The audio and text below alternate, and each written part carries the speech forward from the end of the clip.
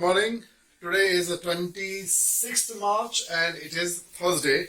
We are going to continue with the quadratic equation. In the previous video, we have discussed about the equivalency of function, equivalent function, right? Equivalent function. That equivalent function we try to understand by algebraic method and also by graphical method. Okay. Basically, we have understood about the graphical method. Now we are going to continue with same exercise. It is on page number 134, right? And is about plotting the graph, sketching the graph. As you know that there are three different forms of quadratic equation: standard form, then factored form, and third, vertex form. Clear? So one by one we will see how do we plot the graph of each type of quadratic equation. Alright, so today we are going to start with the standard form. How do we plot the graph of our quadratic equation in the standard form? So we have one quadratic equation and you can see it is given in the form of standard form. Standard form of quadratic equation is ax square plus bx plus c. The standard form of quadratic equation is ax square plus bx plus c. This blue color is the standard form of a quadratic equation. So our question, which is black in color, is in the form of standard form, right? Now this plus sign, plus sign, it is in the standard form we are writing this as plus, but then it's not necessary that it has to be always plus, right? It can be even minus also. Therefore, you can see somewhere we have plus sign and somewhere we have minus sign. It does not mean that it is a different form. This is still a standard form of quadratic equation. Is it alright? To plot the graph of this standard form of quadratic equation, I have made the value table ready and then my coordinate also is drawn. Clear? So I'll be using this coordinate to plot the graph, and this is the value table which we have to complete. Value table. Clear? In this value table, we can see here there are two rows. So one is for the value of x, another is the value of fx. Is it alright? X is the independent variable and therefore it will be plotted along horizontal axis. It will be plotted along horizontal axis. So we will name this as x on the right side and we can say x dash on the left side. Clear? So x is our independent variable and then independent variable is always plotted along horizontal line, right? Now fx. This fx is actually, since this quadratic equation is given in the form of a function, therefore we are writing this as equal to fx, right? Actually this fx can be seen as y. Fx can be seen as y, and you know that in the coordinate the y is always plotted along vertical axis, right? Therefore this fx will be plotted along vertical axis. Please be mindful, this fx will be always seen as y. So we will write the value of this coordinate as this side we will write this as fx which is y, and f dash x which is y dash. Is it okay? Now we are going to consider some values of x. We have freedom. We can take any value for x because x is independent, right? So it is your choice what you want to take for x. Is this very clear? So the first value of x I am going to take is 1. In this given function, the value of x I am going to take it as equal to 1. Now if x is 1, what could be the value of fx or what could be the value of y? We can find it out by substituting it in the given equation and simplify. So for x at 1, it is 3 into 1 square plus 6 into 1 minus 2, right? It comes how much? 1 square means 1. 1 into 3 is 3 plus 6 into 1, 6 minus 2. Now these two are positive, so they will be added. 6 plus 3, 9, and 9 minus 2 is equal to 7. So for x is equal to 1, the value of fx is calculated 7. So we will write this value as 7. Hope this is clear. Likewise, we can take other values of x. Maybe I will take the value of x as equal to 0. You have freedom to take any value for x. You can take the value of x as positive or negative, any number. So next value of x we have taken as equal to 0, right? Now when x is equal to 0, what could be the value of fx? It is 3 into 0 square plus 6 into 0 minus 2. So it comes how much? 0 square means 0, 0 into 3 means 0, 0 into 6 means 0. So this becomes 0, this also becomes 0, and some only minus 2 is left. So minus 2 is the answer. So therefore the value of your fx for x is equal to 0 is negative 2. Alright, now we are taking another value of x. This I am taking as equal to minus 3. The value of x we are taking it as equal to minus 3. Is it okay?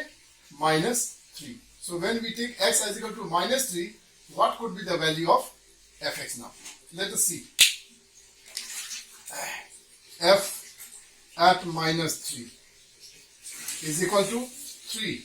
Because my x is negative, I will use a bracket. Minus 3 and then square.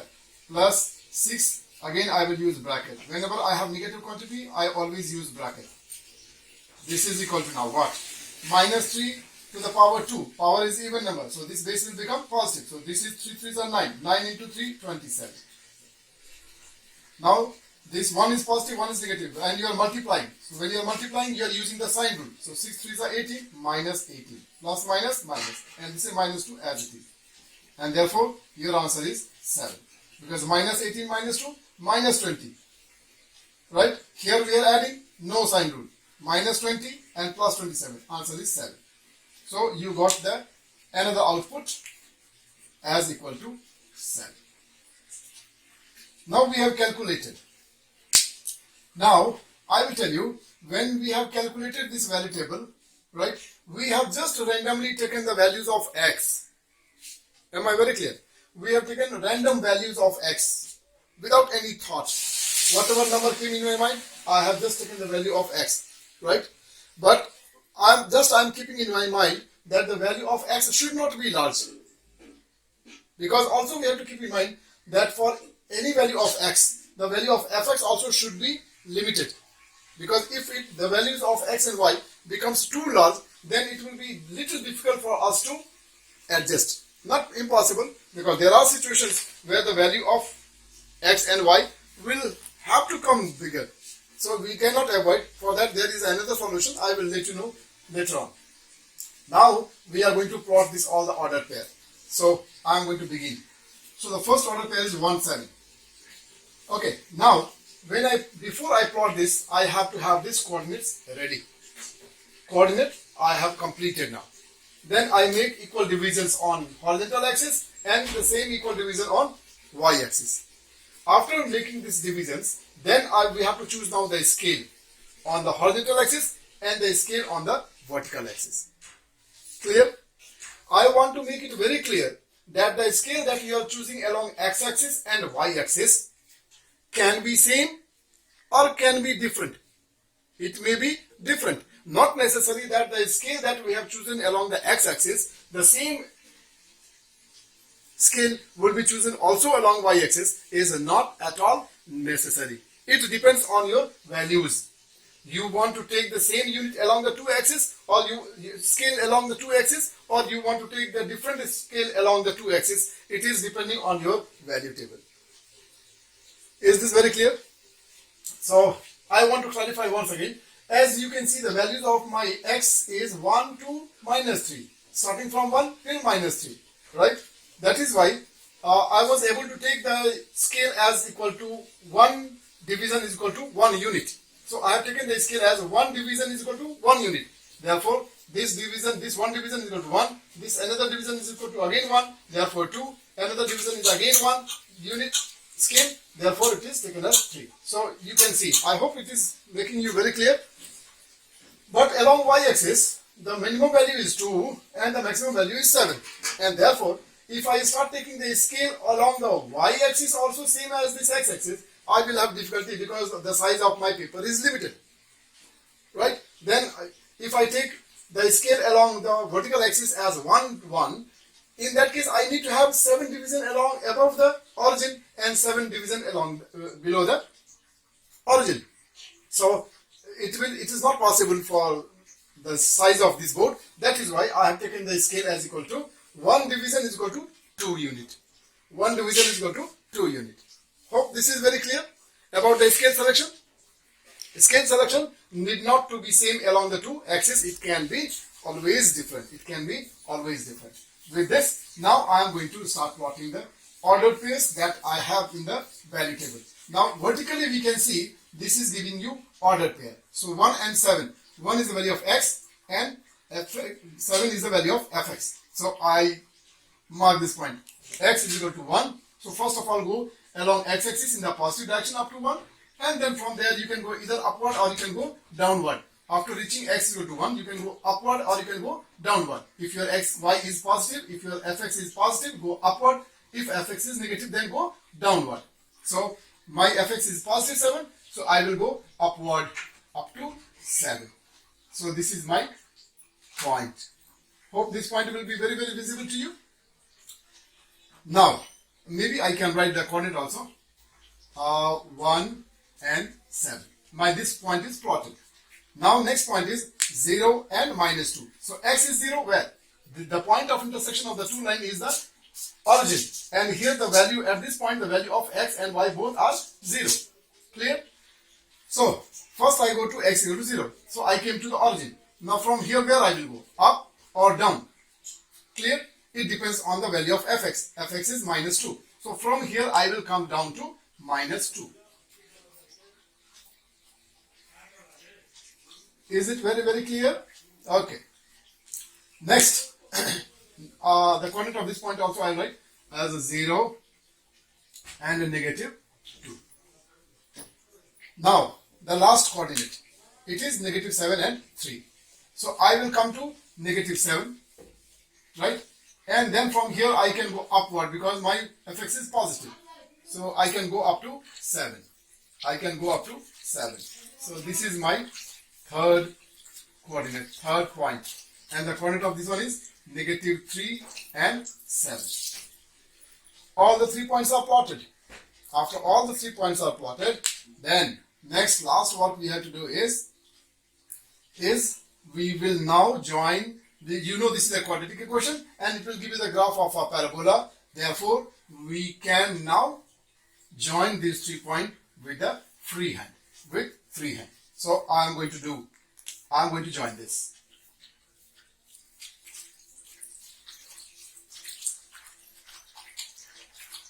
This is how I'm joining. Right? Let it come from this side also. Right?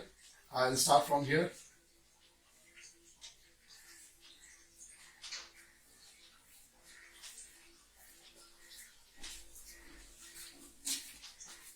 Alright. So this is the graph of this quadratic equation. Is this very clear? Alright. Now after this there are some questions which we have to answer. Okay, so I'm trying to give the answer of the other questions of this question number 4a. Alright. Now, giving answer of the other questions for me will be little typical is because I'm using the plain board, right? And it's not a graph paper. Okay. If this was a graph paper, then it was possible for me to give the answer more accurately. Is this very clear? So this is the solution of your part A. This is part A. Now part B, what it says? Part B of this question. It says estimate the coordinate of the vertex. Vertex. What is vertex? Vertex is the minimum or the maximum point of a parabola. Vertex is the minimum or the maximum point of a parabola, right? This is a parabola which is facing upward. Which is facing upward. So the central part of this parabola, the lowermost part of the parabola will be called as vertex. Will be called as vertex. Is this very clear? So the question is, what are the coordinates of the vertex? Is it very clear? What are the coordinates of the vertex? So approximately, if I say it is -1 and then it is coming somewhere in between, right? The vertex of the parabola is coming somewhere. If I draw a vertical line and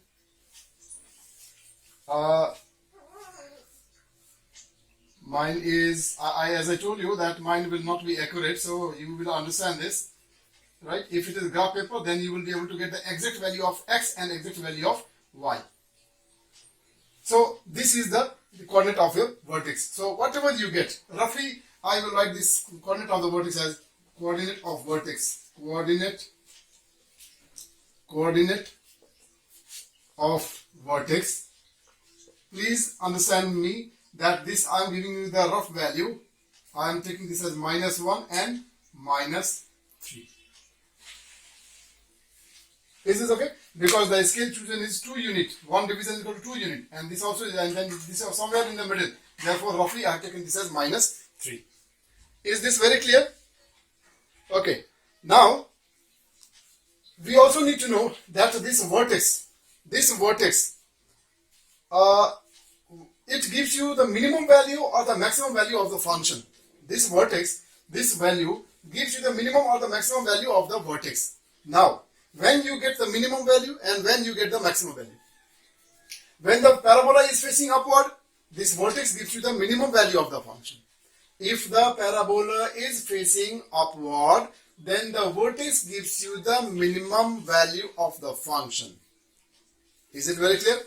When the parabola is facing upward, this vertex gives you the minimum value of the function. Clear? And if the parabola is facing downward, then this will go up, right? Then the vertex will go up. When the parabola is facing downward, then the vertex will go upside down. Clear? In that case, this vertex will give you the maximum value of the function. Is it okay? Alright. Now, the third part of this question is estimate the X-intercept and the Y-intercept. So first of all, I am going to give you the estimate of X-intercept. X-intercept. Okay. Then I will give you Y-intercept. Y-intercept. Repeatedly I am telling you, when you will draw this parabola, when you draw this graph on the graph paper, you will get more accurate answer, you will get exact answer, but because I have drawn it on the plane, on the board, right? So my answer is just an example, right? I am just trying to give you the concept. Please excuse me if this answer do not match with your book answer. Is this okay? Because mine, I cannot exactly estimate that where is the coordinate of the vertex, what is the X-intercept, what is the Y-intercept, but yes, I can give you the right concept. I am trying to give you the right concept. So after understanding the coordinate of the vertex, then now next I am going to give you the X-intercept. What is this X-intercept? X-intercept is the point at which the parabola cuts the X-axis. The point where the parabola cuts X-axis, that 2 points are called as the X-intercept. So the 2 points, one is this point, another is this point. So these are the 2 points. These are the 2 points where the parabola cuts the X-axis. So this will be the value of your X-intercept. So the value of X-intercept 1 I will write as x will be equal to 1 will be, this is little more than half and less than 2. So can I say one value is minus 1.75? Is it alright? Are you understanding this? From my diagram, I am getting this answer. I don't know what will be the exact answer. Correct? Now, another value, another point where it cuts the x-axis is this point. And this is less than half. Less than half. So, another value will be, I will assume that it is 0.25. So, I got the 2 x-intercept. Clear? Last one is y-intercept. Now, where this graph cuts the y-axis. Y-axis means fx. Where it cuts the y-axis. I told you that fx is y. And therefore, we can see here, it cuts the y-axis at y is equal to minus 2. Therefore, y-intercept is y is equal to minus 2. Is this very clear? So, with this question, we have tried to learn three things. Number one, how to plot the graph of a quadratic equation in the standard form. Number one. Number two is what is vertex and how to estimate the coordinate of the vertex. What is vertex? Vertex is the minimum or the maximum point of a parabola. Is this very clear?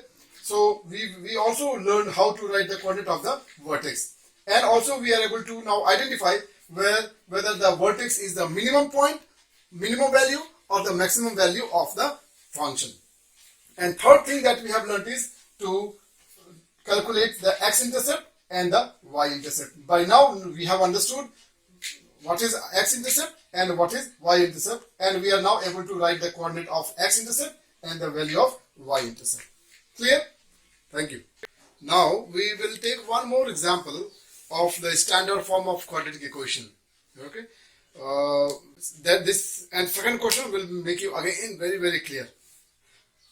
Question number 5. In question number 5, actually there are 3 functions. Okay. So when you look at question number 5, please do not be shocked because the other 2 parts I will be teaching you in the next video, because the other 2 parts, other 2 functions are the other different forms of quadratic equation. Today I am only focusing on standard form. So that is why I have taken only one equation, only one function from question number 5. Actually there are 3 functions. Okay. So today we will do only one function of quadratic function, which is based on standard form. So I have taken the gx. This is your quadratic equation, and once again you might have started understanding that this equation is again in the form of standard form. So we are asked to plot the graph of this. So we will plot the graph of this and then we will discuss all those points which we have done in the previous question. Okay. So this is the standard form. Now, first of all, we are going to name the 2 coordinates. Your name of the independent coordinate will be x, which will be plotted along x-axis or along the horizontal axis. So we will name this as this side we will name as x, then this side will be x dash, right? Then the other function is coordinate is gx, which will be seen as always y. So the name of this gx we will mark here positive gx, and then gx dash is at the bottom. So we have now marked the name of the 2 coordinates. After this, now we are going to complete the function. Is it okay? After this we are going to complete the value table. I told you, since x is said to be the independent variable, you have freedom, you can choose any value of x. But please make sure when you choose the value of x, you should be able to get the parabola, right? So what happens is randomly we take the value of x, and for every value of x you do the calculation, and then we can get the value for gx. After this value table is completed, then we start plotting the points, right? And what happens is many of the times after plotting the point, you will realize that you are not able to get the parabola. In that case, you have to make some changes in the coordinates, in the values. We have to take such values so that we are able to get the parabola. So this question we can do on trial and error method. You try one value of x, calculate the value of gx, then plot it. And after all the 3 points are plotted, then you can plot it, and then you see that whichever point is not able to give you the solution, the graph, then you can change that value. Is this very clear? So we can do that. With this, now we are going to start here. First value of x, I am taking it as equal to 1. So when I take the value of x as equal to 1, if I take the value of x as equal to 1, then what will be the value of gx? Okay, your gx I am calculating for x is equal to 1. X is equal to 1. Now here in this equation, you have to be a little careful because one quantity is a negative and minus sign is always a problem for the student, right? So how to handle this minus sign? This you have to be very much aware. Remember, this minus sign is not attached with x, is not for x. It is an operational sign, right? If this minus sign was with x, then it could have been inside the bracket. You might have noticed that whenever I write a negative number, I always put the bracket. I always use the bracket to indicate that this minus sign is meant for that particular number. Is this very clear or not? So here, because there is no bracket used with x, therefore this minus sign is not linked with x. It is a separate sign. So if you take the value of x as a positive, you can take positive. If you take the value of x as negative, you have to use a bracket. Is this okay? So I will show you here in this. I am going to take this x as equal to 1. So I will put it in this equation. Now this minus will remain as it is only. And then x you have taken as equal to 1 square. Again and again I am reminding, this square is only for 1. This square is not for minus 1. If this square was for minus, then we could have used the bracket. So this square will be applicable to only 1. Now plus 2. Again the value of x is 1 plus 3. Is it okay? Now you are squaring. This you are not squaring. You are squaring only your number because this minus is not with 1. So 1 square means 1 and this minus sign as it is minus 1. 2 1 just 2 and then 3.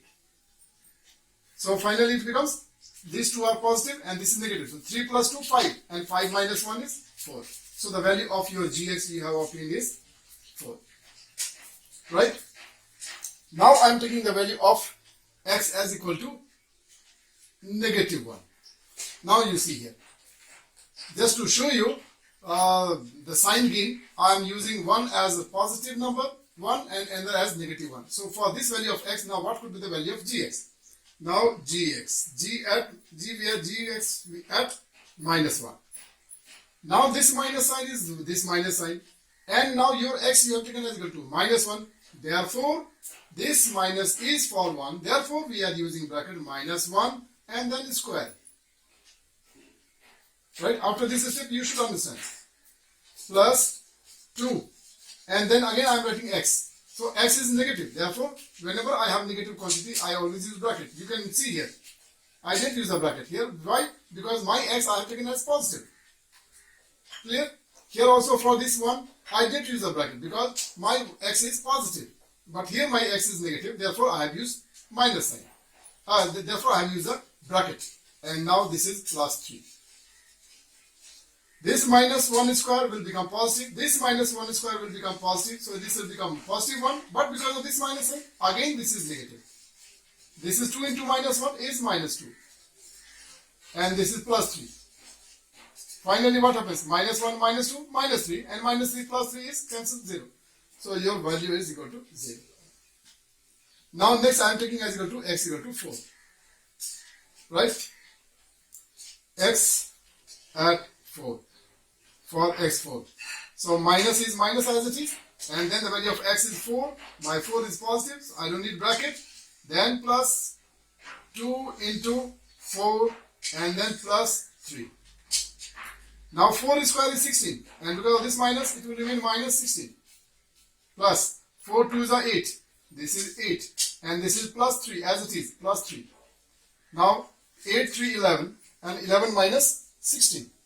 8 3 11. 11 minus 16 is minus 5. Minus 5.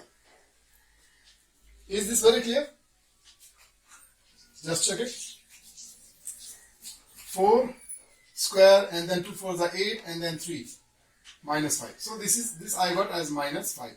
Now I don't know. I have taken the values. I have completed the value table. But after making a value table, we cannot be sure that we are going to get the value table, because maybe there will be some of the values which will not suit. So we will see that later on. Okay, fine. Now after completing the value table, now it's the time to select the scale. Select the scale. The values of x is from 1 to 4, minus 1 to 4, and the value of this gx is from minus 5 to 4. Minus 5 to 4. So this is the value of y. Do we have up to y 5? 1, 2, 3, 4. No, we don't have up to 5. That means we will take 1 unit as equal to 2. So this is minus 2. This is minus 4. This will be minus 5. Clear? Then accordingly, along with this dash also we'll have to take the same scale, because this is y only. This is 4 and this is 6. Now we are going to take the value of gx. Okay? Oh, sorry, gx is taken. Now we are going to take for this one. Here we can take it as, here also we'll take, because the maximum value is 4, and then we have here only 3 divisions. 1, 2, 3. Right? So maybe we'll take this as 2, then 4, then 6. Here also then this is minus 2, and this is minus 4. So is this very clear? Now we are going to plot, and let us see how we get the parabola, or do we need to make any change. So 1, 4, x is 1. X is 1 will be somewhere here in the middle, and then 4, the value of gx corresponding to x equal to 1, the value of gx is 4, and it is positive, so we will go upward. So we will go upward. So almost nearby this one. Again and again I am telling you, mine is whiteboard, so my point may not come accurate. But when you will do it on the graph paper, yours will be definitely accurate. Next point is minus 1 and 0. X is equal to minus 1. X is equal to minus 1. And this is this. Right?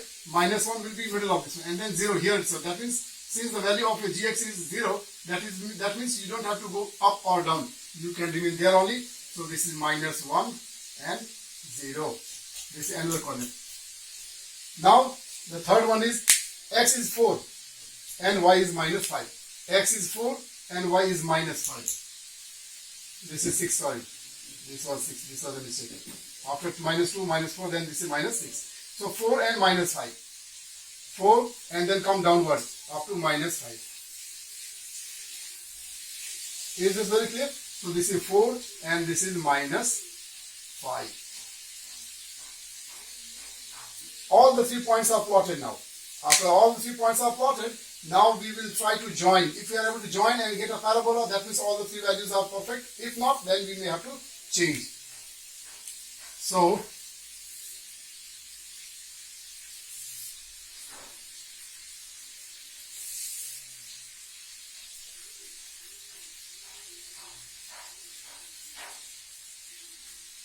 wow. That means, fortunately, all the 3 values of x was suitable, was perfect, and we could get a parabola. We could get a parabola. Is this very clear? So, now, in this question, we can discuss all those points. First of all, about the vertex. Vertex is, it appears to be this point, the vertex. Vertex is appears to be this point only. So, we can say, if we have to write the coordinate of the vertex, then we will write 1, 4, or if we have to find out whether the function gx is maximum or minimum, then we will say, because it is facing downward, therefore the function is maximum. Is this very clear? Function is maximum, and what is the maximum value of function? You can see what is the value of your y. That is 4. Is this very clear? So this is the vertex. Now x-intercept, where are the 2 points which cuts the x-axis? So one is this, that means this is minus 1. Another is almost, this is middle of 2 and 4. So we can say another x-intercept is positive 3. So minus 1 and positive 3 will become your x-intercept. And what is y? Y is the point where this parabola cuts the y-axis. So this is the point which is almost in the middle of 4 and 2. That means the y-intercept of this is 3.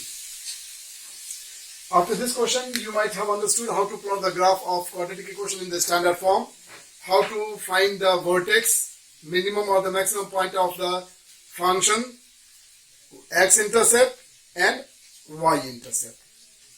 Is this very clear? So with this, I will request you on page number 134, in any question you find, I will not mention today, in any question you find the quadratic equation in the standard form, you take those questions and practice the graph and give answer of all the questions. For every question you calculate the vertex, the minimum or maximum, and the X-intercept and the Y-intercept. Clear? So today I will only stop here. Today we have completed the graph of our quadratic equation in the standard form. Clear? Today after you are done with this, then in the next video lesson we will see the graph of the other type of quadratic equation step by step. Thank you so much. Have a nice day. Take care. Stay at home and continue study, because this year you are in class 10 and you have a board exam.